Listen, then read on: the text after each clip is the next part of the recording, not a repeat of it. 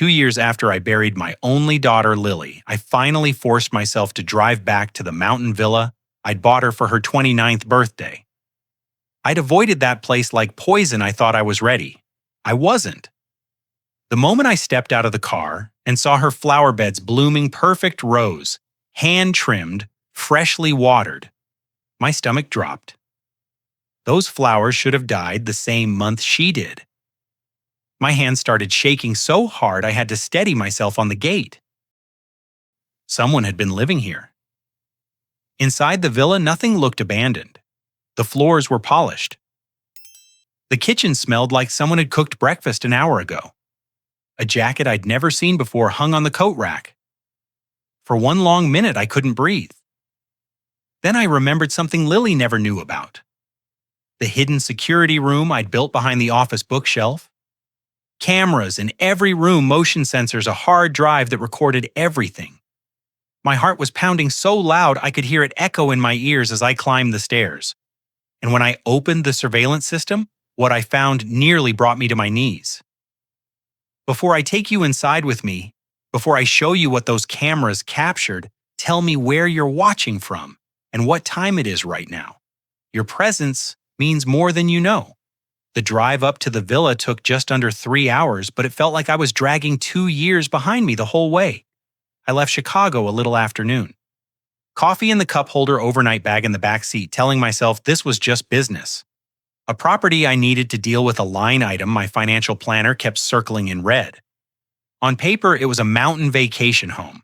In my head, it was the place my daughter should have grown old in. Lily had picked the spot herself.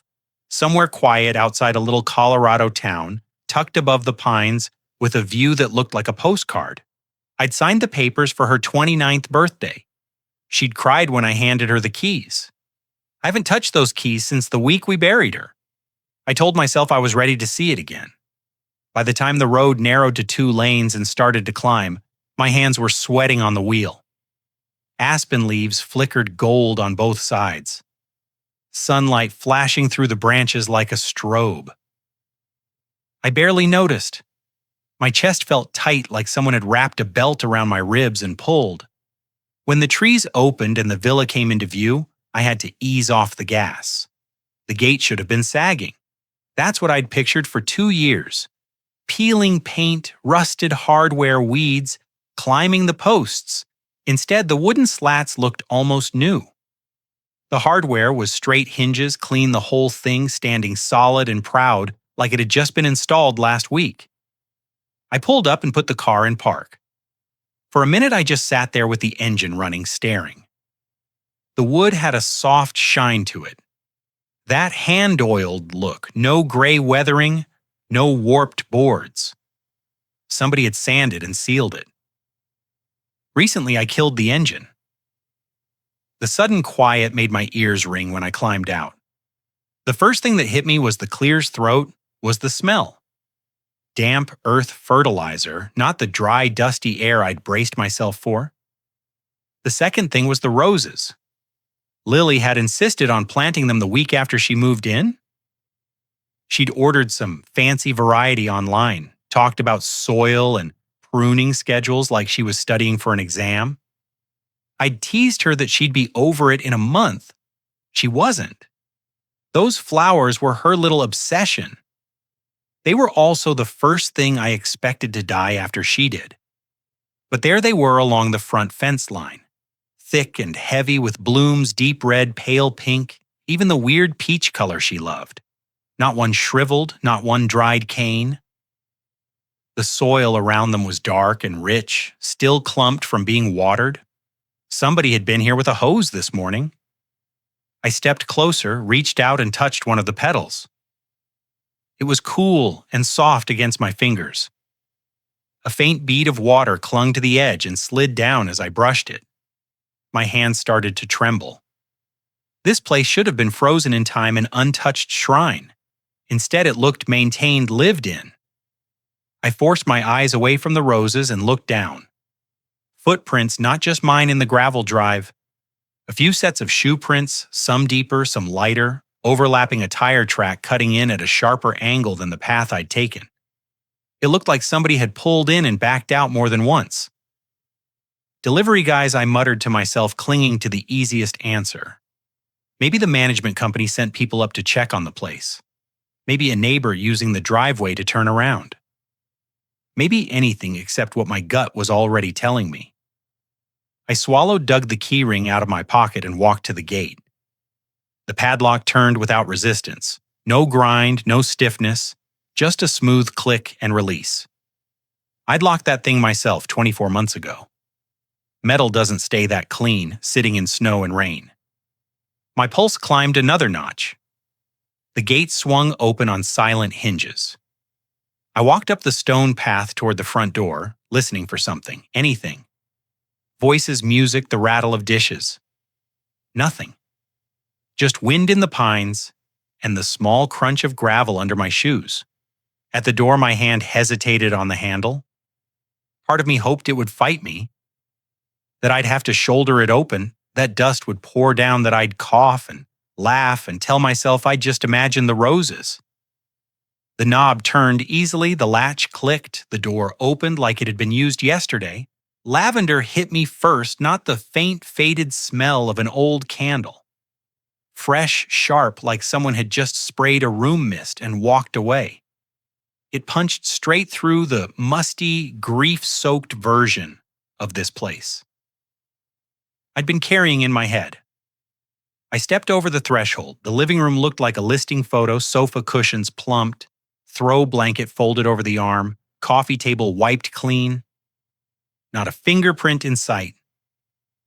Sunlight slid across the hardwood, picking up a faint shine that only comes from recent polish.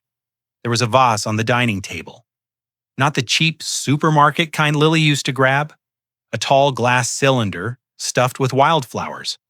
Yellow-white, a few purple stems, all standing straight, all very much alive. My heart thudded. If this had been a movie, that's where the spooky music would start. In real life, there was just my own breathing, and the little buzz starting in my ears. I told myself again that there had to be an explanation. Okay, I said under my breath. Maybe the realtor staged it. Maybe they've been running showings without telling me. It sounded weak even to me. I moved into the kitchen. Every step felt wrong. I remembered this room the way we'd left it after her memorial. My brother washing dishes in a sink piled with paper plates. My ex-wife standing by the window, staring out at nothing. Empty wine bottles lined along the counter. Now the counters were clear, the sink was empty. A dish towel hung neatly from the oven handle. I reached for the refrigerator door before I could talk myself out of it. The light flicked on, shelves full, carton of eggs, bag of salad greens. Glass bottle of orange juice about half gone. Milk with an expiration date from 3 days ago. A plastic container with something like pasta inside. Condensation on the lid. I grabbed the edge of the counter with my free hand to steady myself. Somebody wasn't just stopping by. Someone was living here in Lily's house, eating at her table, sleeping in her rooms. A faint ring of white on the countertop caught my eye. I looked over. A mug sat upside down beside the sink. One last droplet of water clinging to the rim before it slid down and disappeared. You don't get a mug that clean by accident. After 2 years, my chest felt tight again. But it wasn't just grief. This time anger bubbled up under it, hot and sharp. Who had the nerve to move in like this? A squatter, a relative, a stranger, someone from Lily's life I'd never met? I stepped back into the living room and my eyes landed on the coffee table. Her sketchbook was there. Same faded blue cover, same little sticker of a sunflower she'd slapped on the front the day she bought it. For a second, my brain offered me an easy lie. Maybe I'd left it open like that last time I was here. Then I saw the dust, a faint rectangle on the wood. Where the book usually sat, a clean strip along the edge of the cover where fingertips had pulled it open and closed. The rest was a slightly darker shade from a thin layer of settled dust. Someone had been flipping through my dead daughter's drawings. My throat tightened. I touched the cover not to move it. Just to steady myself, a couple of shavings from a pencil eraser crumbled under my finger. fresh, not 2 years old. Heartbreak punched first. An old familiar ache that made my eyes sting.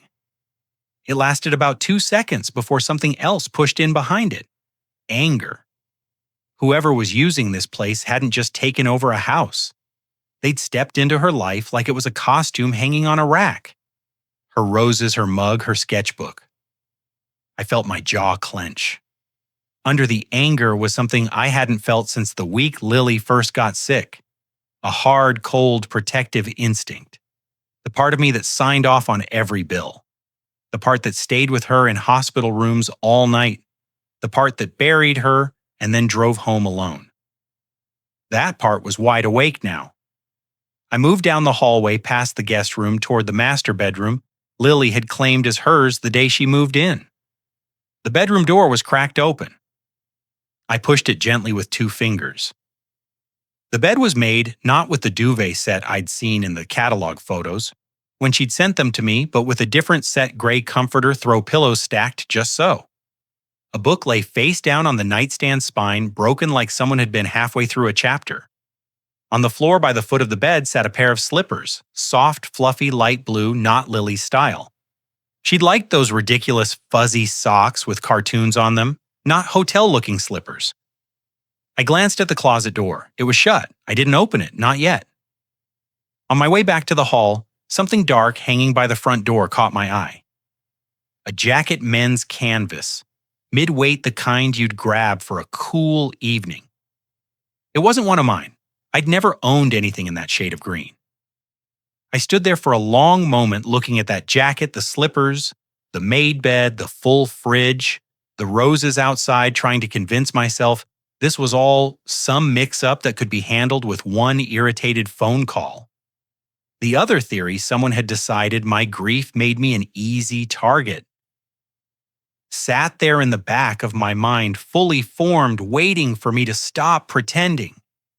My first instinct was to go back out to the car, call the police, and let them storm the place with their guns and flashlights and paperwork. Let them figure out who'd been here and why. But then a different thought slid in, quiet and sharper. If I called now, whoever was staying here might get a heads up. Word travels fast in small towns. Someone from the department mentions a welfare check at the mountain place. Somebody else texts a friend. And by the time officers get a warrant, the fridge is empty, the bed's stripped, the jacket's gone. I didn't want a clean house and an apology. I wanted answers, real ones. For the first time since I'd stepped inside, my eyes went up, not at the ceiling, at what was in it. There in the corner where 2 beams met, sat a round white disc that looked like a smoke detector. To anyone else, that's all it would be. I knew better. I'd had cameras installed when the place was built. Not for Lily, for my own peace of mind. A quiet little network tied to a hidden room upstairs recording everything that happened in this house to a hard drive the size of a paperback. Lily had always rolled her eyes when I talked about security.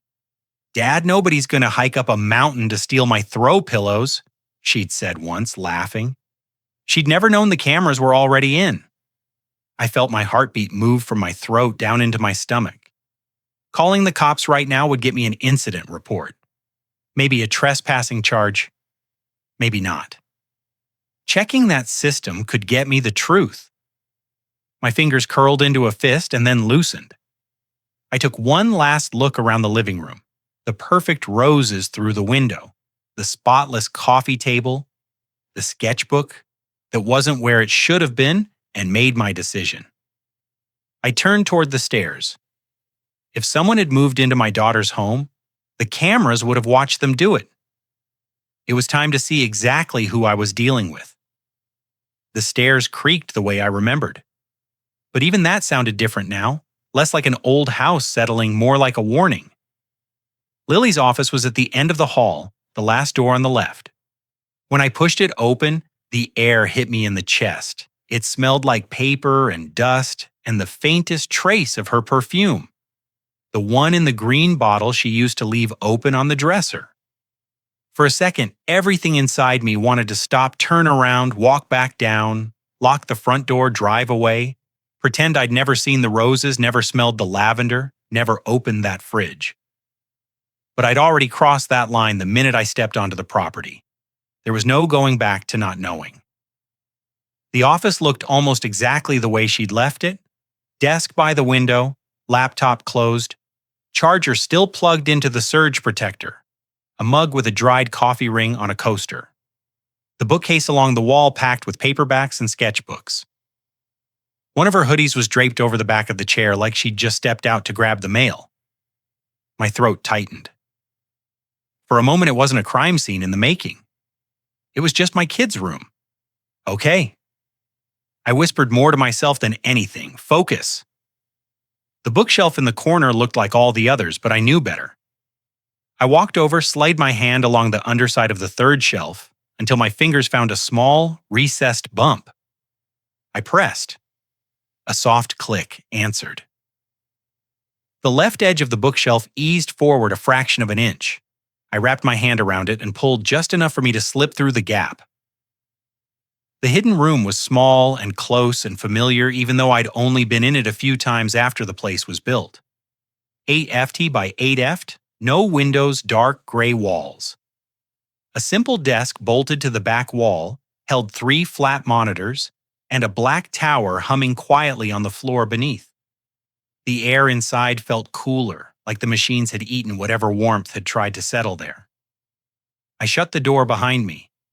The room went from dim to cave dark until my fingers found the switch and flipped it. A single overhead light buzzed on, casting everything in that washed-out office glow you see in tech commercials. For a moment, I just stood there listening to the low hum of the equipment and the heavier thud in my chest. Part of me hoped the system would be dead wires chewed by mice. Hard drive crashed, anything that would give me an excuse to stop. The rest of me knew I needed it to work. I reached down and pressed the power button on the tower. Fans spun up with a soft whir. Tiny green lights flicked on along the front panel. One by one, the monitors blinked awake, flashing brand logos before settling into a black login screen with a single white prompt. My palms were slick on the keyboard. The password field blinked.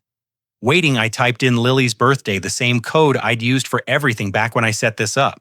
Alarm system. Phone back up the stupid streaming service she talked me into so we could watch movies together from different states. For a second, nothing happened. Then the prompt disappeared and the main interface slid into place. 3 live feeds filled the screens.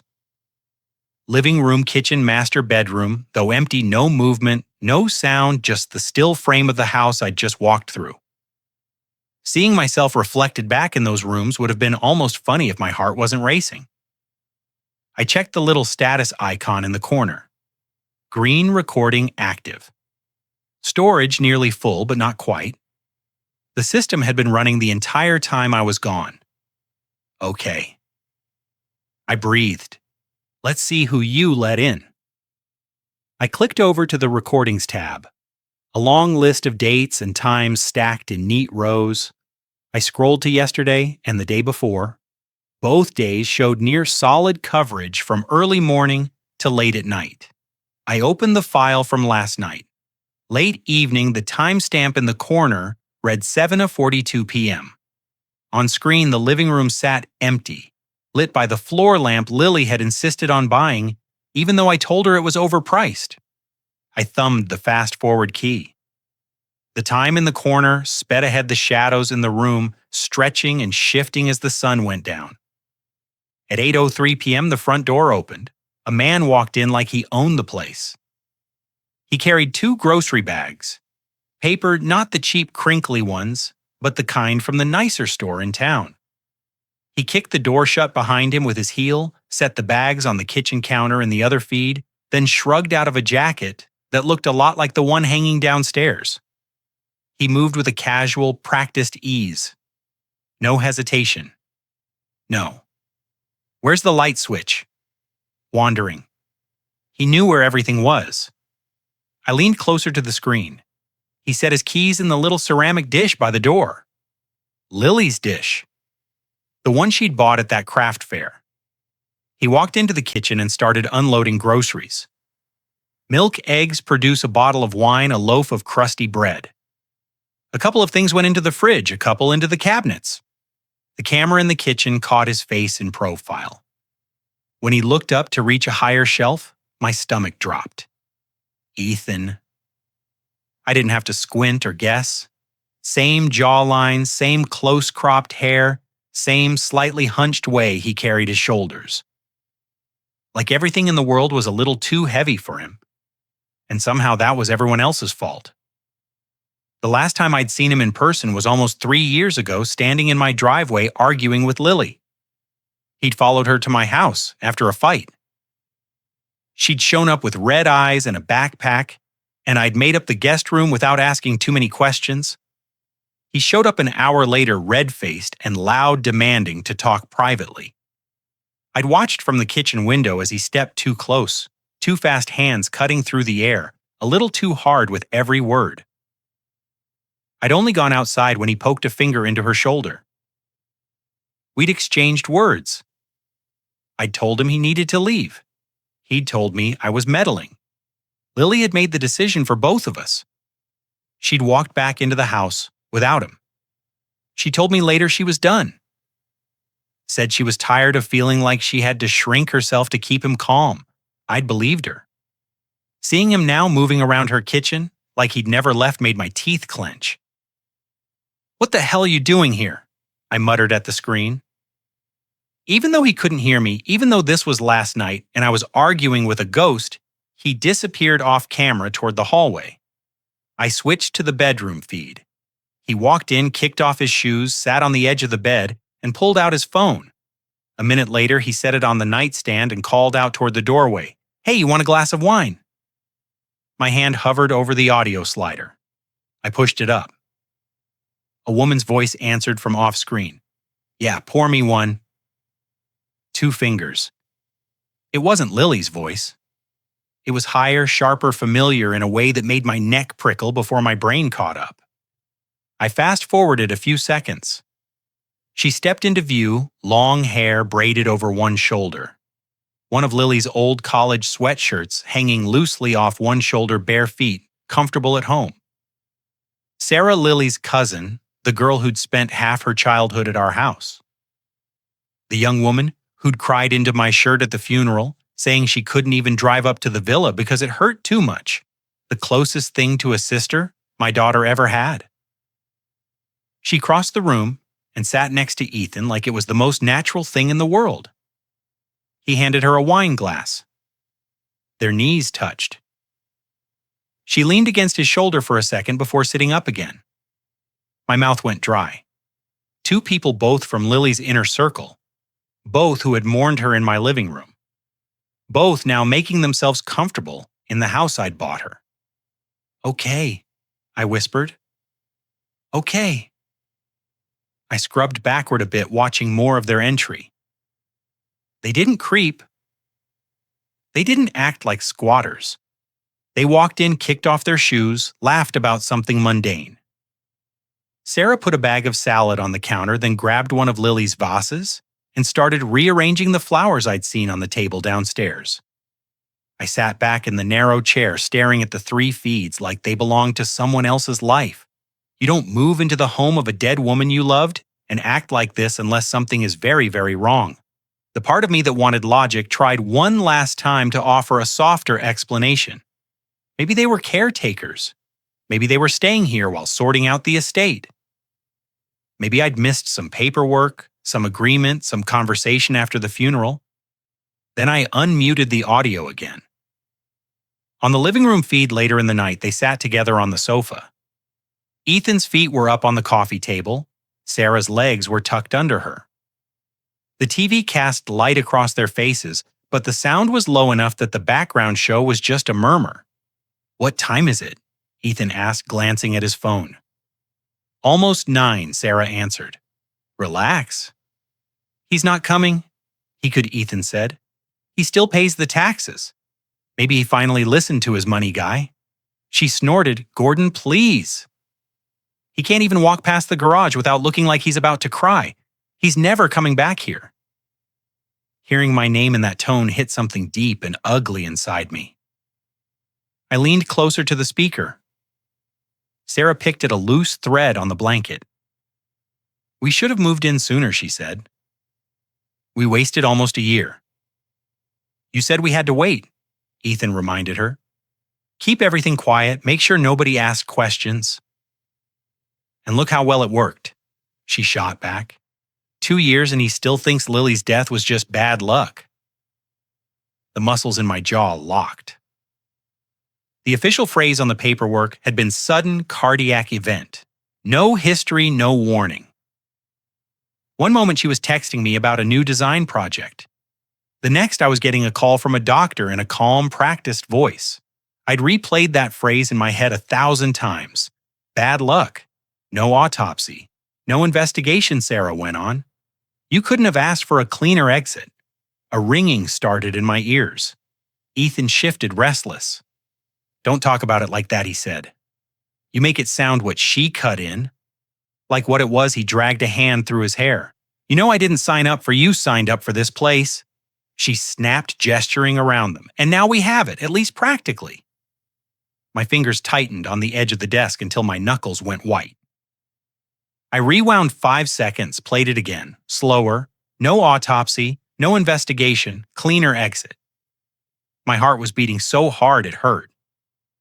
On the screen, Sarah softened, leaning into him, voice dropping. "Look, we did what we had to do," she said. Her heart was already a mess. "We just nudged things along." My stomach turned. I paused the video for a second. I thought I'd misheard. The mind protects you sometimes. Gives you static where there should be words. I forced myself to rewind again. Hit play. "We just nudged things along." The words landed like ice water down my back. I fumbled for the keyboard, switching to a different angle, upping the audio as if a clearer shot might somehow give me a different line. It didn't. Ethan let out a humorless laugh. "You make it sound so simple," he said. It was Sarah answered. "You followed the schedule. I handled the rest." Her pills were already on the nightstand. Nobody ever questioned a thing. I stopped breathing. The pill bottle, the one the hospital had given her, when the arrhythmia showed up, the little white tablet she used to line up on the counter 3 at a time, joking that her heart was finally getting the VIP treatment. She'd been so careful. She'd text me photos if she thought she'd forgotten a dose. We joked about old people problems, and these two had been standing in that kitchen with her watching her swallow them. "Don't say it out loud," Ethan warned. "Walls have ears." Sarah rolled her eyes and looked straight toward the camera, not seeing it. "Who's going to hear us Gordon's ghosts?" she said, voice mocking. "He's too busy crying over bank statements to come up here." My vision tunneled for a second. I forced myself to blink, to breathe, to stay in the cramped, humming little room and not dissolve into the floor. The man my daughter had once loved, the cousin she'd trusted more than anyone, the 2 people who were supposed to grieve her with me, living in her house, spending her time, joking about the way she died. I scrubbed back again, needing to be sure I hadn't twisted their meaning in my own head, needing on some level to prove myself wrong. Every time the same lines fell out of their mouths, the same lazy, confident tone, the same casual cruelty. My chest felt like someone had put a hand inside and squeezed. My mind tried to break it into separate pieces. Illegal occupancy, fraud, betrayal. But it kept circling back to the same central point like water down a drain. They hadn't just moved into the villa, they'd been here before she died. They'd been around her medication, they'd talked about timing and clean exits and no autopsy. The room suddenly felt too small. I sat back, pressing my shoulders into the chair, staring at the paused frame of their faces. Sarah was laughing at something he just said, head tipped back slightly. Ethan was smirking, feet up, wine glass dangling from his hand. They looked relaxed, safe, like people who believed the worst was already behind them. My worst was just starting. My hands were shaking now. Not from age, not from the climb up the stairs, from rage, from grief with its mask ripped off. Up until that moment, I'd believed my daughter's heart had simply failed her. That life had dealt us a cruel card, that sometimes good people die young, and you never really get an answer that makes sense. Now, I had something that made a different kind of sense, not fate choice. I swallowed hard, blinked the burn out of my eyes, and forced myself to keep watching. Because as much as it hurt, I needed everything, every word, every habit, every slip. They hadn't just stolen a house. They didn't just take her home. They took her life. For a long moment, I just stared at the frozen frame of their faces on the monitor. Sarah mid-laugh, Ethan leaning back, like a man who'd finally gotten everything he wanted. My hand hovered over the mouse. But I couldn't move. Every muscle in my body felt locked, held in place by a truth I wasn't prepared to face. When my breath finally came back, it sounded strange, thin, shaky, like it belonged to someone older than I felt. I forced myself to swallow, sit up, and click open another folder on the screen. Lily synced backups. I'd set the Villa Wi-Fi to autosync all devices years ago. I'd forgotten about that.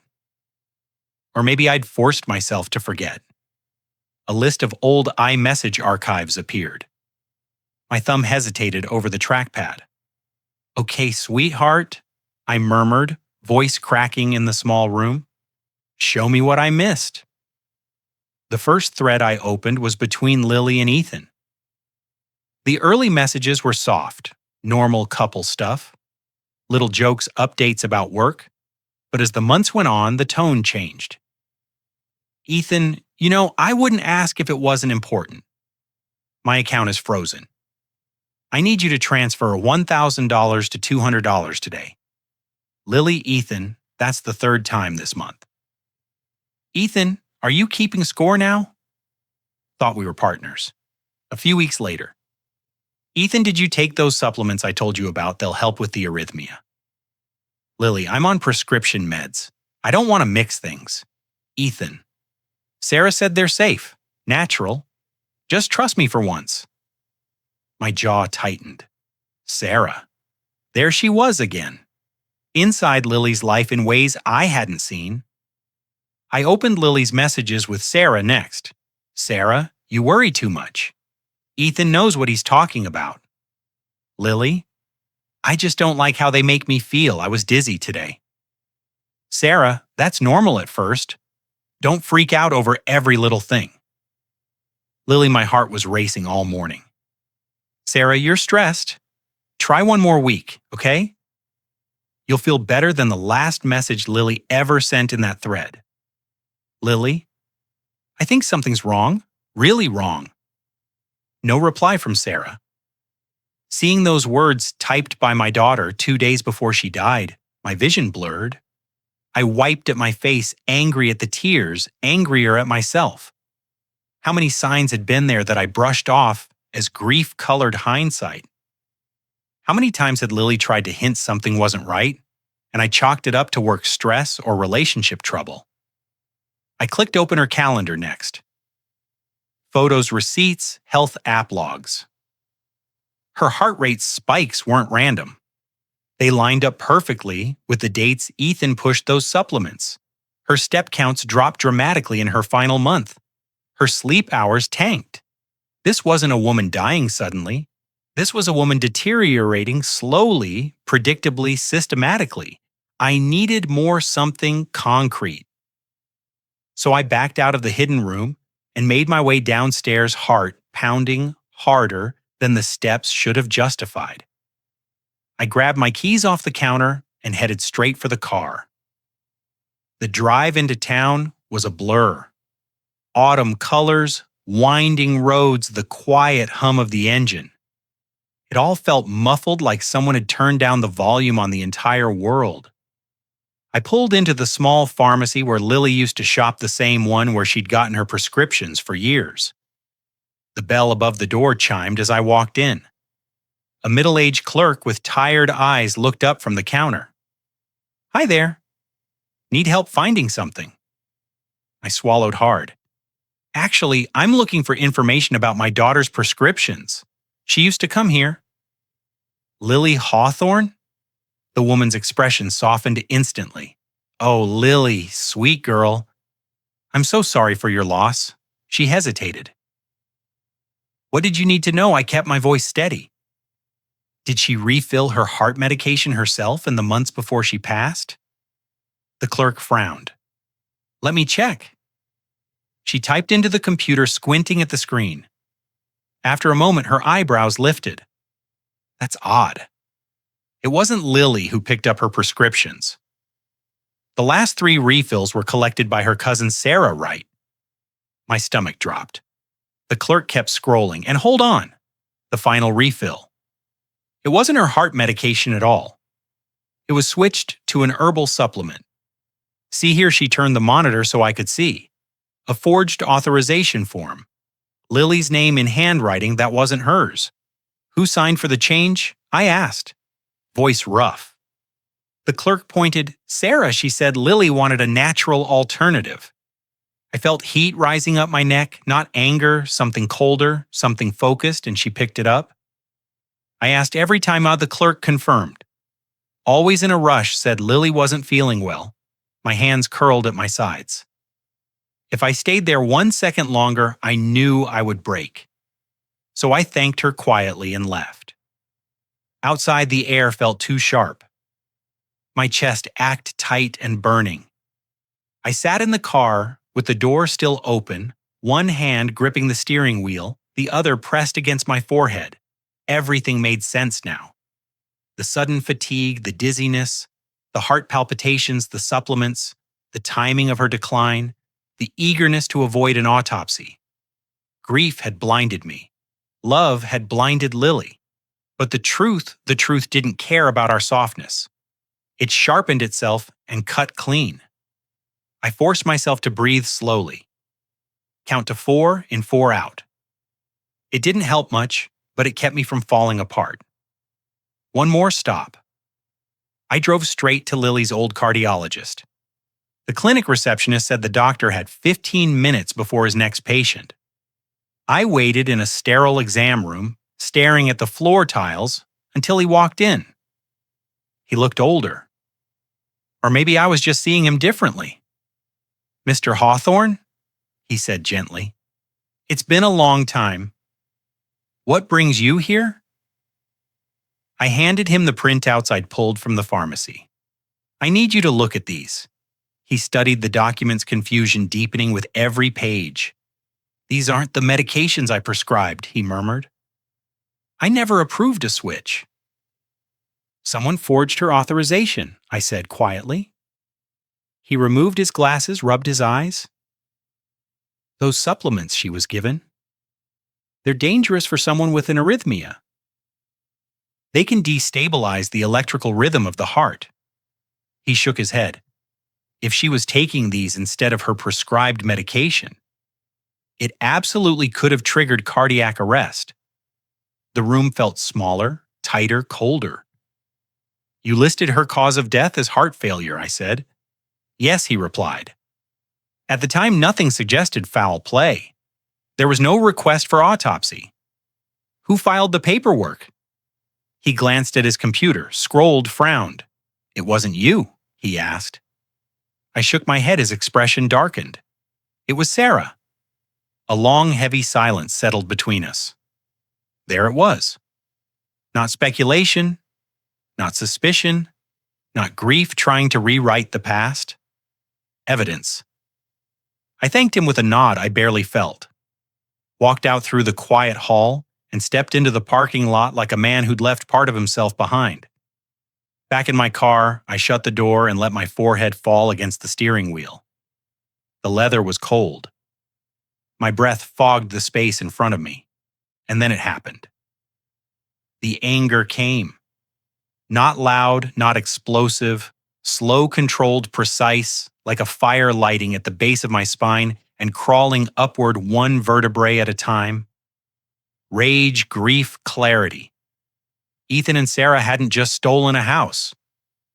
They'd stolen a life, my daughter's life. And they were still inside her home drinking wine, laughing, planning a future built on the ashes of my kid.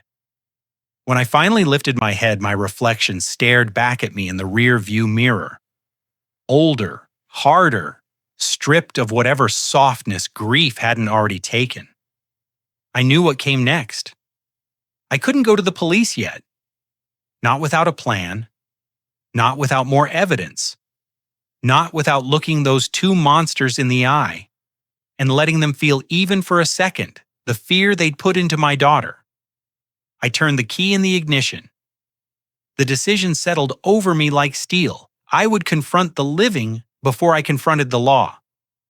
I didn't drive straight to the police. I wish I could tell you I marched into a station with my proof, and they swept in like a movie, but real life never moves that clean. I sat there in that parking lot, fingers still wrapped around the steering wheel, and realized something simple and ugly.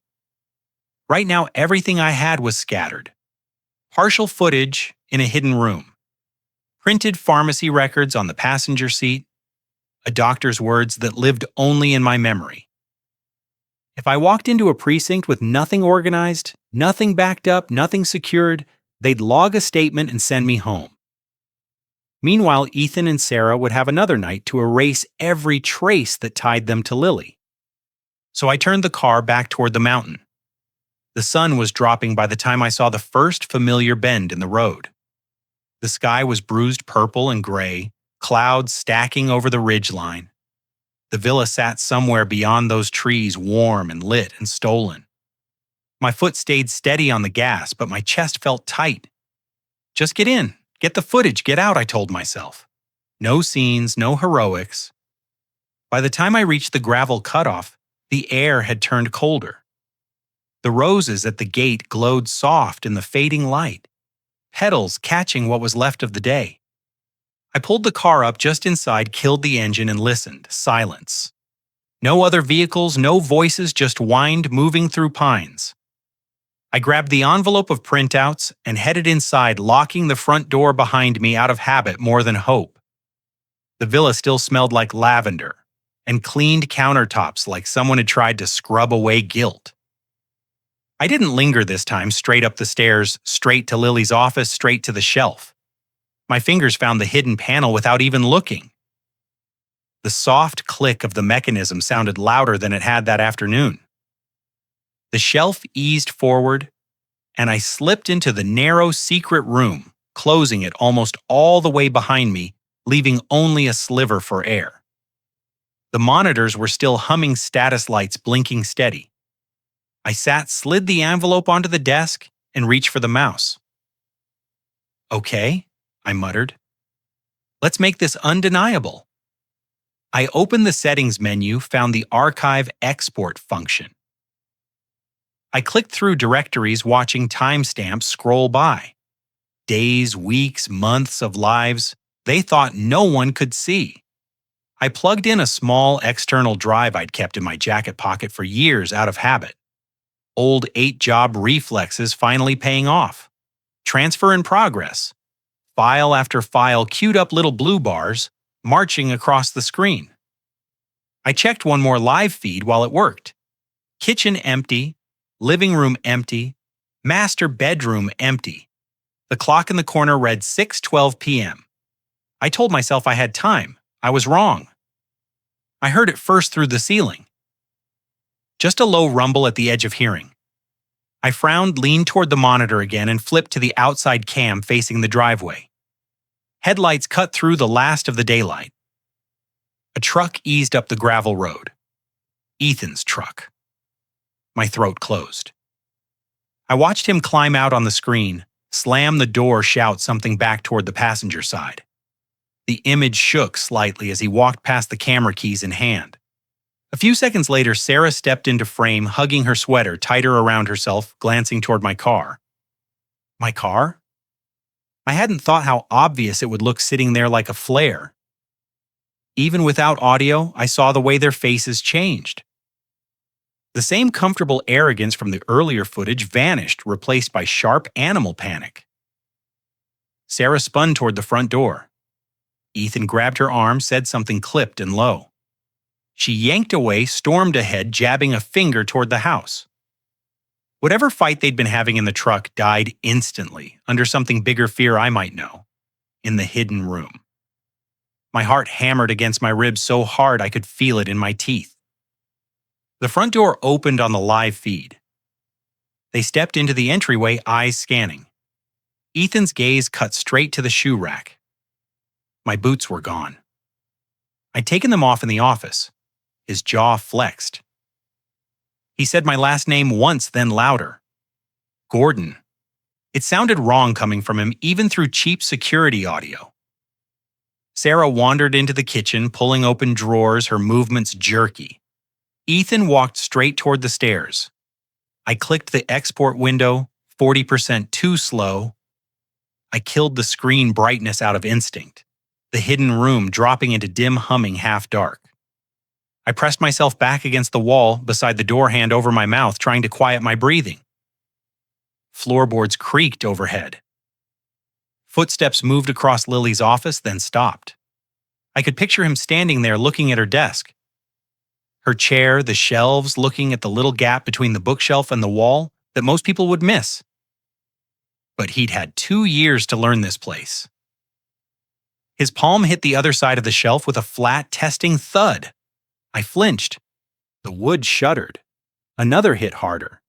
He'd found the hollow sound. Gordon.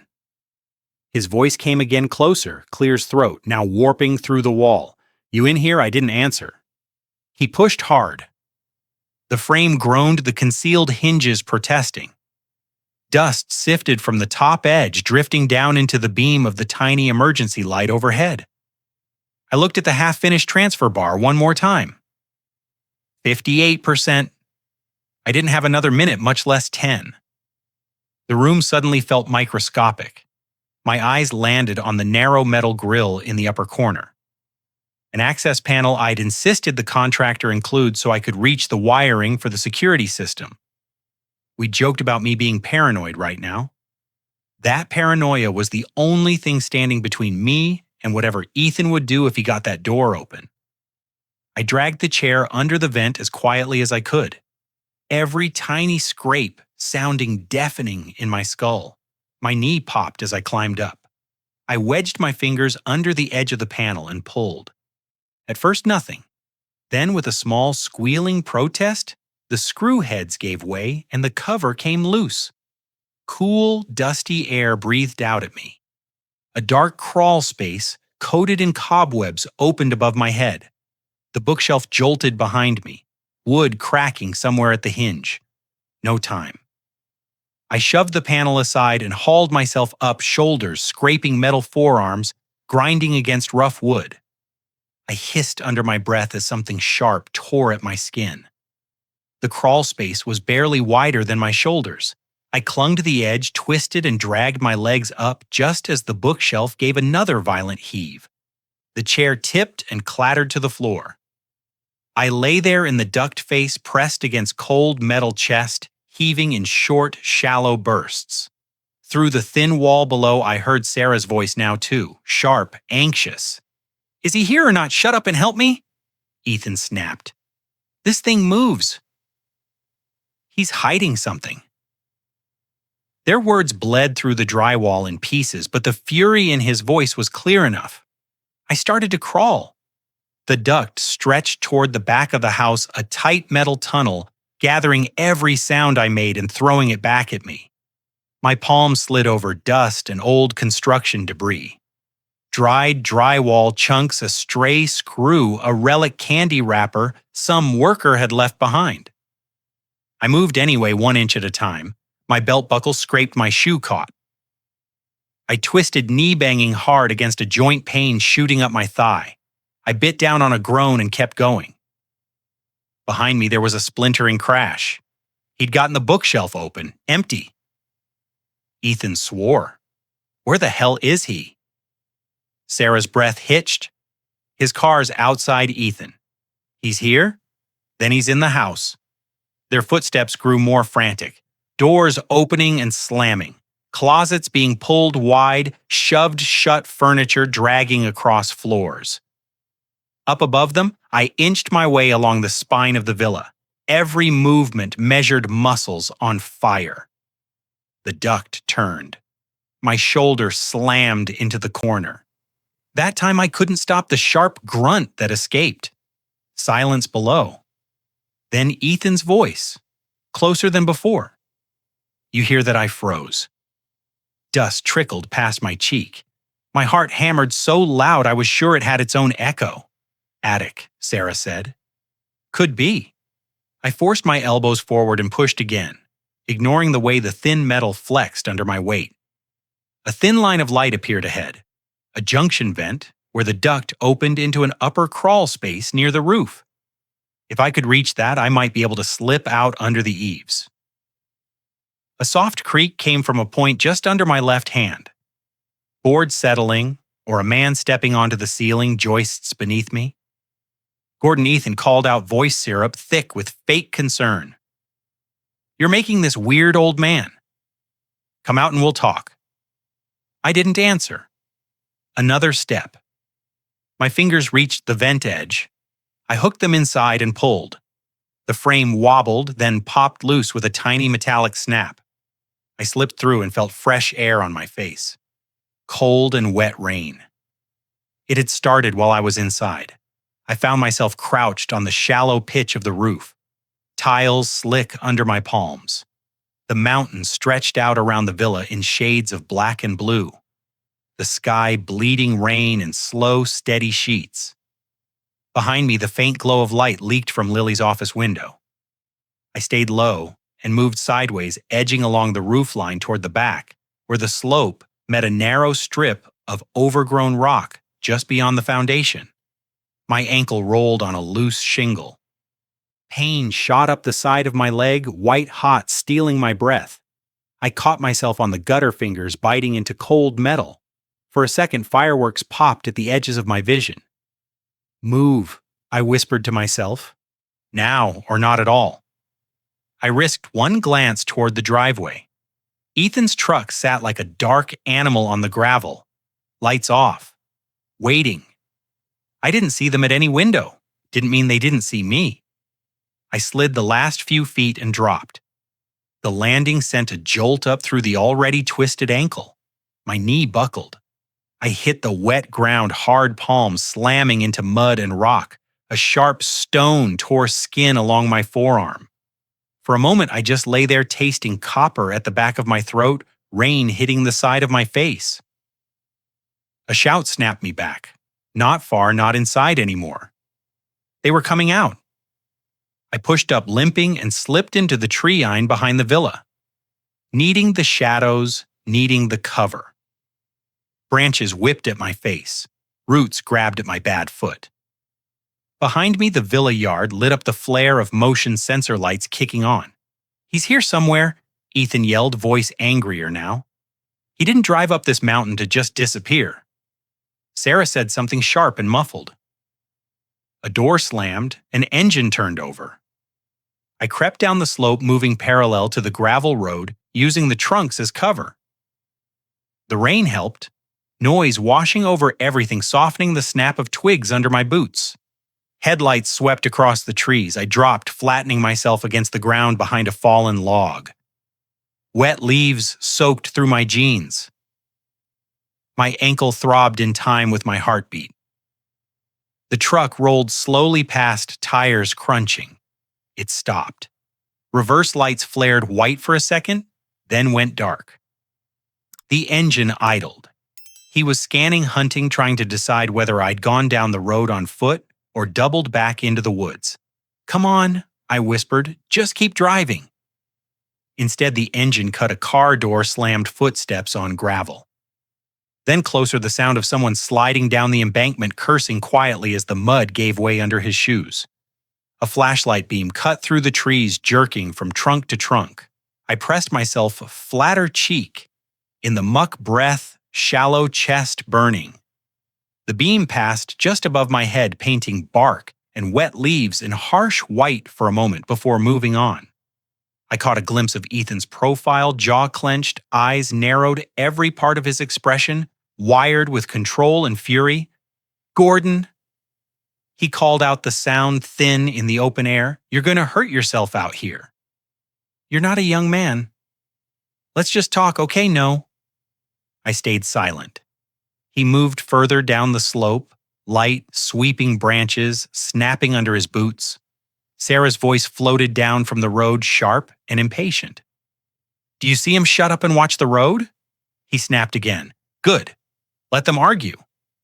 While they did, I inched along the ground, dragging myself sideways until the slope dipped steeper ahead. If I could slide down far enough, I'd hit the lower service road that curved toward town. The drop looked bad in the half-light, more rock than soil, but staying wasn't an option. I gripped a root, eased my legs over the edge, and let go. The world tilted. I slid shoulder first, then hip, then the bad ankle, slamming into something hard enough to send a flare of pain up my leg that made my vision go gray. Rocks bit into my palms as I tried to slow myself. Mud slick under my fingers. I crashed into a cluster of shrubs at the bottom, leaves exploding around me. For a second, everything was sound and pain and Clear's throat wet. When I looked up, the truck's headlights were just a smear of light above the ridge. I couldn't hear them over the rain anymore. I rolled onto my back, panting, and laughed once. Short, humorless half sob. Then I pushed myself up and started walking. It wasn't graceful, it wasn't fast. It was a limping, uneven shuffle along a cracked service lane. Every step firing pain through my ankle, like a reminder that I was still here, still moving, still not dead, in the house where they'd planned to build their new life. By the time I saw the faint glow of the main road ahead, my shirt was soaked, my hands were bleeding, and my lungs burned. A pair of headlights rounded the bend. I stepped out just enough to wave an arm, not caring that I probably looked insane. An older man, mud streaked, limping in the rain on a mountain road after dark. The car slowed. A window slid down just a crack. "You all right, sir?" A woman's voice called, cautious. I swallowed, nodded too fast. "I need to get to town." "Please?" She studied me for a second, then hit the locks. I heard them pop open. "Get in," she said. "You look like you've been through hell." I climbed into the passenger seat, every joint protesting. Warm air hit my face. The dashboard clock read 7:43 p.m. As we pulled away, the mountain shrinking behind us in the rear-view mirror, I glanced down at my hands. No hard drive, no printed records. Somewhere between the hidden room and the duct and the fall down that slope, I'd lost every physical thing I'd gone back there to collect. All I had left were the cuts on my palms, the throb in my ankle, the memory of a confession on a screen, and the certainty of what they'd done. I stared out at the dark road ahead. I'd reached civilization, but as far as the law was concerned, I was a man with wild claims and no proof for now. I didn't sleep the night I escaped that mountain. I barely sat still. I rented a cheap room above a diner off the highway, wrapped my ankle in ice from a vending machine, and stared at the ceiling until dawn bled through the curtains. Every time I closed my eyes, I saw the villa, the roses, the hidden room, the way Ethan's flashlight beam cut through the trees like he was hunting something he already believed belonged to him. But fear wasn't the loudest thing in that room with me. Strategy was. Strategy. The police wouldn't help without evidence. I didn't have time to go back for it. Not with them watching the road. Not with Ethan living in the place like a coiled snake. What I did have was the one weapon, greedy, paranoid, people fear most uncertainty. By noon, I hobbled down the street to a discount electronics store and bought the one thing I knew I needed: a burner phone. Paid cash, no questions. Back in the motel, I sat on the bed screen glowing against the dim beige wallpaper and typed the first message. "The camera saw more than you think." I sent it to Ethan from an untraceable number. I didn't have to see his face to know what happened on his end. He would freeze. His heart would punch once against his ribs. Then the panic would sprint up his spine. Because men like him, men who believe they're smarter than everyone else, crack fastest when they think they missed something. I waited 5 minutes and sent another. You left more behind than footprints. Nothing obvious. Nothing explicit. Just enough to push a man like Ethan into a spiral. I didn't text Sarah yet. Not until the ground softened. I stepped outside the motel for air. A delivery truck rumbled by, the sun sharp off the hood. My ankle throbbed with every shift of weight, but inside something darker began to settle. The cold calm of someone who finally knew what the next move had to be. When I came back to the room, the burner buzzed. Unknown number. Who is this good? He was off balance. I didn't respond. 5 minutes later, if you think you can scare me, you're wrong. I know who you are. He didn't. That was the fear talking. I typed again. Lily didn't deserve what you two did. Delivered. No reply for a long moment. No reply. Then the messages came rapid fire. What do you want? You're making a mistake. Stop messaging me. And the one that revealed everything about his mind. Sarah said this wasn't going to come back. She said we were in the clear. I exhaled slowly. He'd just thrown his own partner under the bus. Good.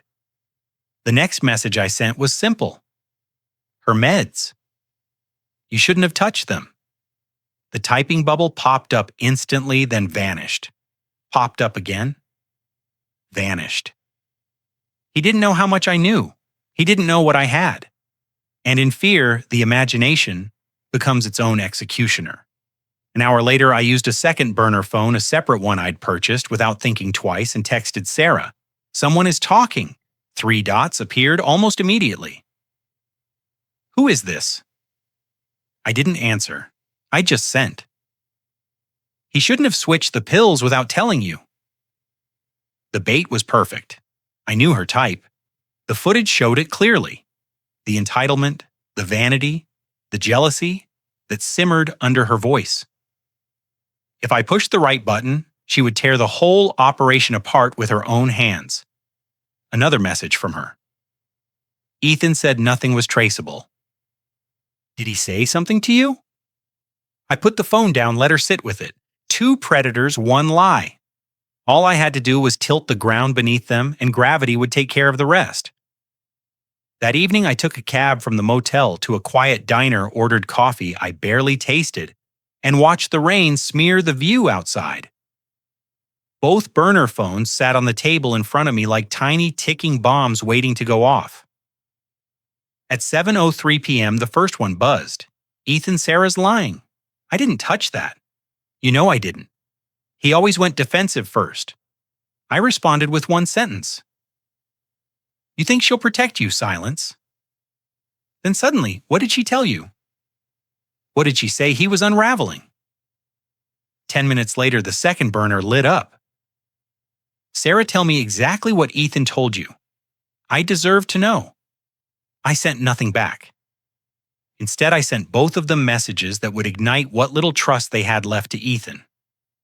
Sarah already talked. She wants the villa for herself. To Sarah, Ethan kept the real evidence. Ask him about the hard drive. I took a sip of coffee and watched the rain. While somewhere up on that mountain, Clear's throat, 2 people who killed the woman I loved tore each other apart with suspicion. The first sign the trap worked came fast.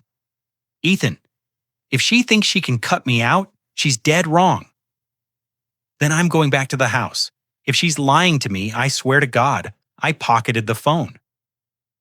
My hands tightened on the mug. The diner noise dimmed around me. On the second phone, nearly the same moment. Sarah, I'm not stupid. I know Ethan's been stealing from me. He thinks I won't confront him. Watch me. 2 people driven by greed, fear, and ego hunting each other without realizing they were walking into a demolition I'd engineered with a dozen sentences. An hour later, the rain ceased. My ankle still pulsed, but I stepped outside and sat beneath the awning, listening to the darkness settle over the empty lot. At 9:42 p.m., the news came in its own broken way. A voicemail from an unknown number. Ethan, breathless, furious, half screaming in the background.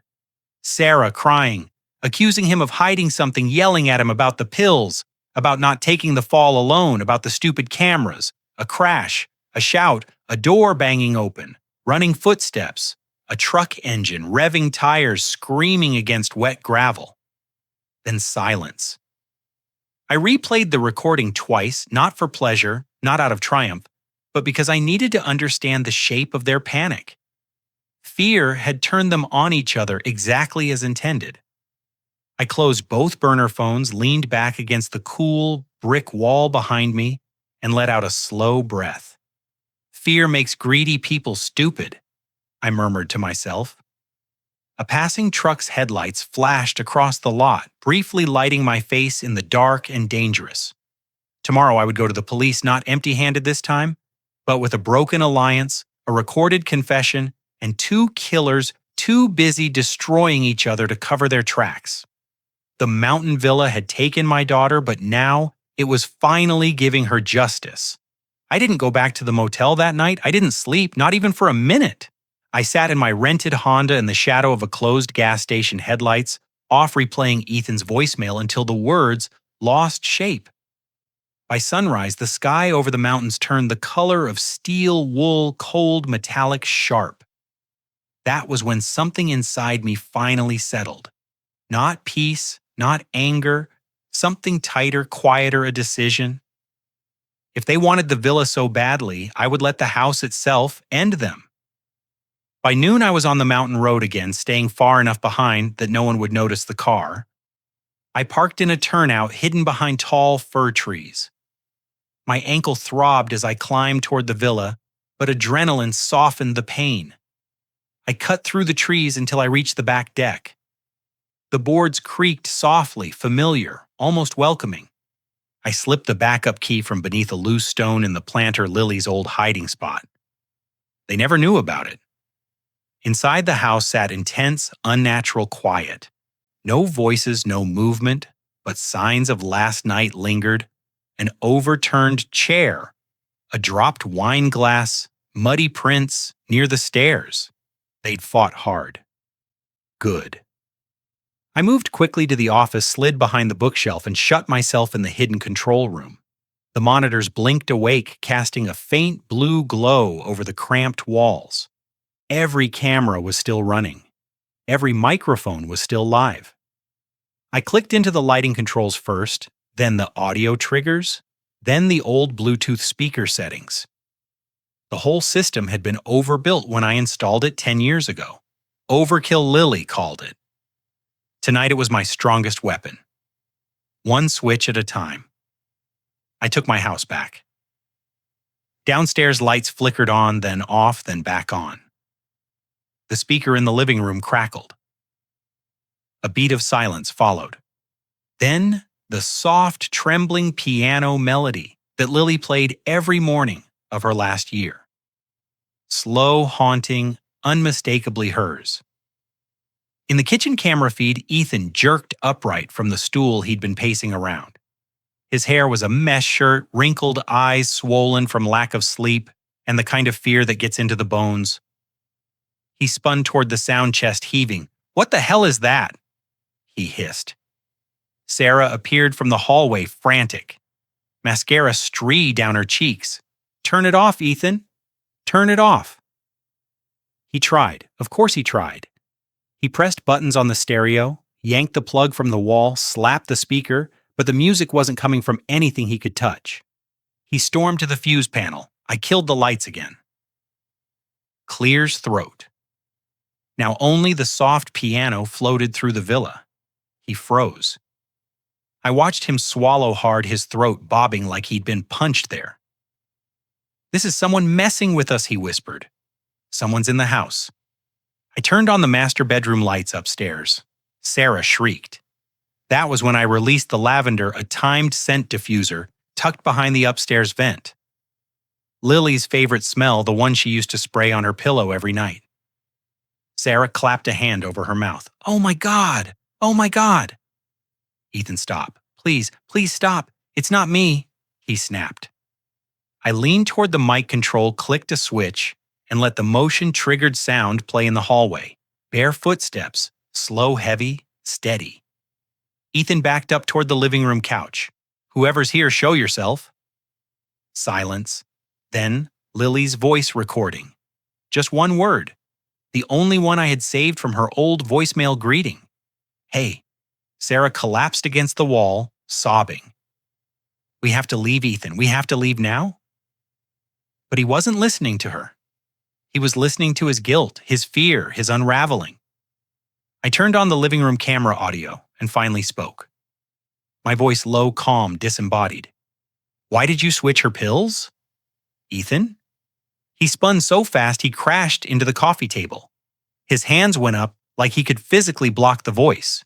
"Who are you? What do you want?" The music kept playing. I repeated. "Why did you switch Lily's pills?" He lost it. "Sarah made me," he shouted into the empty air breath, ragged. "She said Lily wouldn't notice. She said it was safer than waiting for the inheritance. She planned the whole thing." Sarah's head snapped toward him, eyes blazing with betrayal. "I told you to give her supplements, not poison." "You're the one who forged the refill authorization." "You signed it too," he spat back. I cued the lights upstairs to flicker again. "Tell the truth," I said into the mic. "All of it." Ethan cracked first. "I changed her medication." "Okay, I did it." "You think I wanted to, but Sarah said she would leave if we didn't fix our money problems. She told me Lily would never question her own cousin." Sarah lunged at him. "You coward. You said we were in this together. You said no one would ever know. I didn't kill her." He screamed. Her heart did that on its own. "Because of you," Sarah shouted. "Because of what you gave her." They were facing each other now, both shaking, both unhinged, both confessing. Without realizing, every word was being recorded and streamed directly to two places at once. Detective Ramirez's secure inbox and my attorney's cloud drive. Ethan grabbed the back of the sofa, knuckles white. "This villa should have been ours," he muttered. She didn't even appreciate it, always whining, always suspicious. Sarah wiped her nose with her sleeve. "We deserved a better life." She didn't need everything handed to her. "So you took it," I said through the mic. "You took her home, you took her money, and then you took her life." Both of them screamed this time. "Show yourself," Ethan bellowed. He started toward the staircase. I remotely locked every door in the house. The deadbolts clicked like synchronized gunshots. Sarah screamed again. Ethan punched the front door until his knuckles went red, and then red and blue lights flashed across the window glass. The music cut out. The lavender vent shut. The house returned to stillness. Police burst in seconds later with battering rams shouting commands. Ethan dropped instantly, hands over his head, crying that someone had framed him. Sarah curled into a corner, rocking, whispering Lily's name like suddenly she cared. I stepped out from the trees outside the villa and watched from a distance as officers escorted them down the stone steps in handcuffs, faces pale, eyes empty. No victory surged through me. No revenge high, just something softer, sadder, the kind of relief that hurts on its way out. Detective Ramirez approached me on the driveway, her gaze steady. "We got everything," she said quietly. "Every word." "You did the right thing coming forward." I nodded, though my chest felt hollow. They admitted it, every piece she said. "The DA will have a field day." Behind her, Ethan shouted my name, spit, flying, begging to explain. Sarah sobbed into her cuffed wrists. I didn't look at either of them. The roses near the gate caught my eye again. Lily's roses, still blooming, still alive, despite everything. For the first time in 2 years, I felt something close to breath return to my lungs. Not joy, not triumph, just be released. The kind that finally lets a man stand still. The sentencing hearing took almost 3 hours, but it felt like one long flat note that never changed pitch. I sat in the second row of the courtroom, hands folded, watching the backs of Ethan and Sarah's heads. They both wore county issue clothes, muted, shapeless. Without the designer shirts and carefully chosen dresses, they looked smaller, less dangerous, more ordinary. That all almost made me angrier. The judge read through the charges in a steady voice. Fraud, forgery, conspiracy, tampering with medication, homicide. My daughter's name came up over and over, wrapped in legal phrasing that made it sound like a case file instead of a life. The DA played a final clip from the villa. Ethan yelling, Sarah screaming back, both spelling out exactly what they'd done to Lily. The sound echoed off the wood panels. Nobody in the room moved. "Do you wish to make a statement, sir?" the judge asked me. I stood slowly. My knees ached. I gripped the rail in front of me. "I don't have a speech," I said. My voice sounded rough, smaller than I expected. "I just want the court to understand." She trusted both of them. My daughter trusted them. She thought they were family. They turned her home into a crime scene and then treated it like a prize.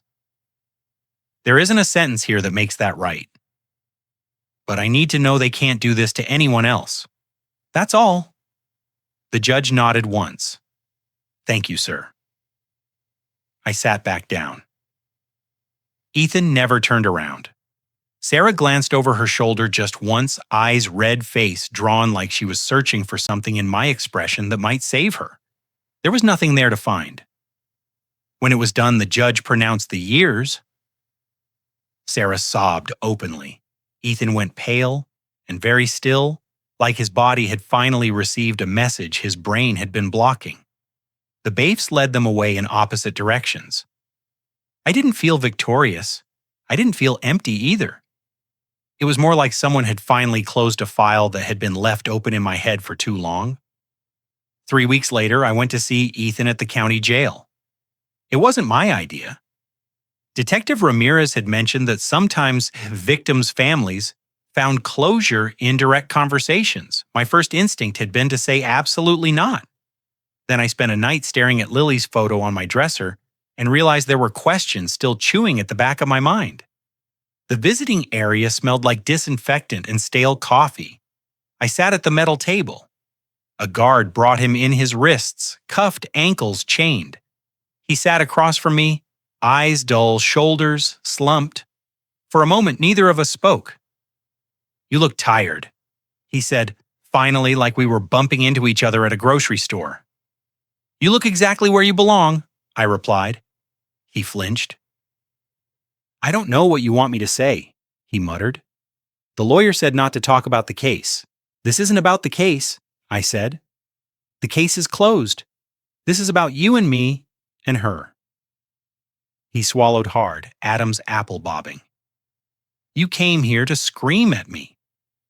"No, I said I came here so you won't live in my head as a shadow. I wanted to see you as you are. A man in a jumpsuit. A man who chose money over a human life. A man who thought he could rewrite a future by erasing someone else's." He stared at the table. "You know what I can't figure out," I continued. "When did you decide she was expendable? Was it the day you first saw the villa, the day you looked at her and saw a path to an easy life instead of a person?" He shook his head slowly. "It wasn't like that.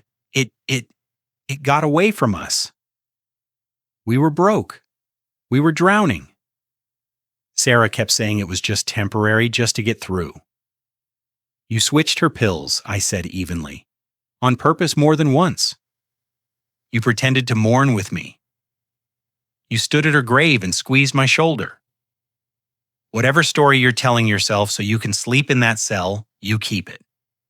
I didn't come here to fix your conscience." He looked up, eyes shining. "What did you come here for then?" "To tell you that my life will not revolve around what you did." I said, "You don't get that power. You don't get to own every thought I have about my daughter. I came here to say this directly to your face so I don't have to say it in my head anymore." He opened his mouth, then closed it again. "Do you hate me?" he asked quietly. I thought about that for a moment. I loved my daughter, I said. Whatever I feel about you doesn't deserve that much space next to her. He blinked, confused. I hope you think about her every day, I added, not as a victim. As the woman you stole a future from, I hope that bothers you more than any sentence on paper. I stood up. The guard moved in. Ethan watched me go, hands trembling slightly against the cuffs. I didn't look back. Months passed. Court updates turned into paperwork. Paperwork turned into notices from the state. Somewhere in that blur, I started spending more time at the villa. At first, it was just repairs. The roof needed patching. The downstairs bathroom had a slow leak. Lily's studio had a crack in the window seal. Taking care of those things felt like something concrete I could do. A way to make the place ours again, or maybe hers one last time. I'd find myself standing in the doorway of her old room, staring at the easel she'd left the painting half-finished, a stretch of mountains, a path cutting through them. No people, just space. It was on one of those afternoons with a paint-splattered tarp under my feet and a hammer in my hand that the idea came. Parents don't know what to do with their grief. I sure didn't. There's nowhere to put it. No place that understands what it means to walk into an empty bedroom and feel like the air has teeth. The villa had space, it had quiet, it had a history soaked in pain. Maybe it could hold more than mine. I talked to Ramirez, to my attorney, to a counselor I'd started seeing, because the nights had gotten too long. The more I said it out loud, the less insane it sounded. Within a year, the villa wasn't just a retreat in the mountains. It was a place we called Lily's Crossing. The sign out front was small, hand-carved, nothing flashy. People had to be referred by therapists, support groups, hospitals. Parents who'd lost children arrived with haunted eyes and heavy bags. Shoulders caved in from weight you can't see. We kept the number low. 4 families at a time max. We didn't offer miracles, just quiet rooms, good meals, a counselor on site, a trail through the trees that ended at a small overlook where you could sit and listen to the wind until you believed your own breathing again. I handled the practical things, maintenance, paperwork, bills. Some nights, if someone couldn't sleep, I'd sit at the long kitchen table with them, nursing coffee while they talked about their sons and daughters. I didn't have advice. I had experience. Sometimes that was enough. The roses out front bloomed bigger that second summer. The soil stayed dark and damp, watered almost daily, not by some intruder this time, but by parents who said Lily's name when they bent to clip a stem. One afternoon, I stood in the garden while a small group sat on the benches nearby. A father from Ohio talked quietly about his teenage boy who died in a car accident. A mother from Texas traced the veins on a rose petal and said her daughter would have loved this place. I listened to them, to the wind, to the creak of the old gate as someone came in late, nervous and unsure. For a long time, I'd thought coming back to this villa would kill me. That walking these halls smelling lavender, seeing Lily's handwriting on a label would be too much. Instead, the house was full. Not of ghosts, of people trying to figure out how to keep going. I looked around at the faces in the garden. Their grief didn't make mine smaller, it made it less lonely. The sun dipped low, throwing long shadows across the stone path. A woman laughed. Not a big laugh, just a surprised one, like she'd forgotten she still could. It cut through the air clean. I stepped closer to Lily's roses, touched one bloom gently. The petals were soft, alive, defiantly bright. For the first time since she died, the thought that came wasn't about how she'd been taken from me. It was about what I was still allowed to do with the time I had left. I didn't come back to see who was living in her house. I thought fingers resting on the stem. I came back to learn how to live again.